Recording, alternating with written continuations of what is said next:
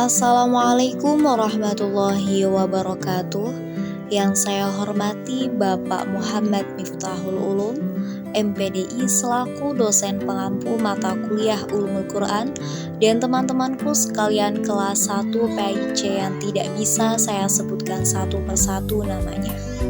Baik, di sini saya akan menjelaskan tentang Makkiyah dan Madaniyah. Selamat menyimak.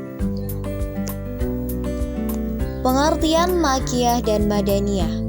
Dari perspektif masa turun, Makkiyah adalah ayat-ayat yang turun sebelum Rasulullah hijrah ke Madinah. Sedangkan Madaniyah adalah ayat-ayat yang turun setelah Rasulullah hijrah ke Madinah.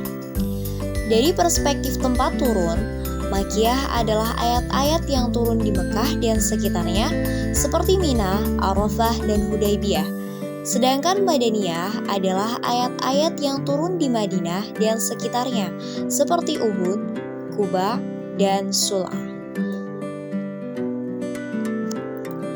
Kemudian, dari perspektif objek pembicaraan, Makkiyah adalah ayat-ayat yang menjadi khitab bagi penduduk Mekah, sedangkan Madaniyah adalah ayat-ayat yang menjadi khitab bagi penduduk Madinah. Ciri-ciri Makkiyah. Yang pertama, mengandung ayat sajadah, contohnya pada Quran Surat Al-A'raf ayat 206 dan Surat An-Nahl ayat 149. Yang kedua, terdapat lafal kala pada sebagian besar ayatnya, contohnya pada Quran Surat Al-Humazah ayat 4, kalla layumbadzanna fil hutamah.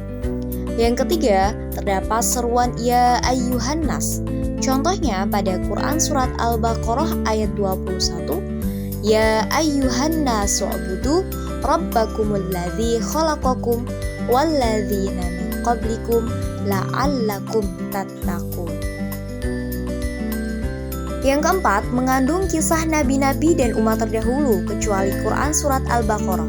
Contohnya pada Quran Surat Al-A'raf terdapat kisah Nabi Adam dan Iblis, kisah Nabi Nuh, Nabi Soleh, dan Nabi Su'ab dan kaumnya, dan kisah Nabi Musa dengan Fir'aun. Yang kelima, terdapat kisah Adam dan Iblis, dan yang enam, sebagian suratnya diawali huruf tahaji, seperti Qaf, Nun, dan Hamim. Ciri-ciri Madaniyah. Yang pertama, setiap surat atau ayat yang berisi kewajiban atau had. Yang kedua, setiap surat yang terdapat dialog dengan ahlul kitab.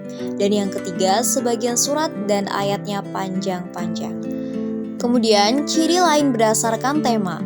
Yang pertama, setiap surat atau ayat yang berisi hukum pidana, hukum warisan, hak-hak perdata, dan peraturan-peraturan yang berhubungan dengan kemasyarakatan. Yang kedua, setiap surat atau ayat yang mengandung izin untuk berjihad, urusan-urusan perang, hukum-hukumnya, perdamaian, dan perjanjian. Kemudian yang ketiga, surat atau ayat yang menjelaskan tentang hal ihwal orang-orang munafik. Dan yang keempat, menjelaskan hukum-hukum amaliyah dalam ubudiyah dan muamalah. Kemudian klarifikasi Makkiyah dan Madaniyah. Mana Al-Qatan dalam kitabnya berjudul Mabahits fi Ulum Al-Quran mengatakan bahwa surat Madaniyah itu ada 20. Adapun surat-surat tersebut sudah tertera pada PowerPoint ya teman-teman, bisa kita lihat bersama di situ. Terdapat surat Al-Baqarah dan yang terakhir surat An-Nasr. Adapun surat Makkiyah berjumlah 82 dan 12 lainnya merupakan surat yang diperselisihkan.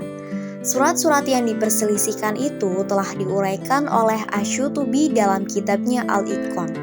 Adapun surat-surat tersebut sudah tertera dalam PowerPoint. Bisa kita lihat bersama di situ. Terdapat surat Al-Fatihah dan yang terakhir surat An-Nas. Baik, cukup sekian penjelasan dari saya. Mungkin itu singkat tapi insya Allah melekat. Mohon maaf bila ada tutur yang kurang teratur dan kata yang kurang tertata. Wassalamualaikum warahmatullahi wabarakatuh.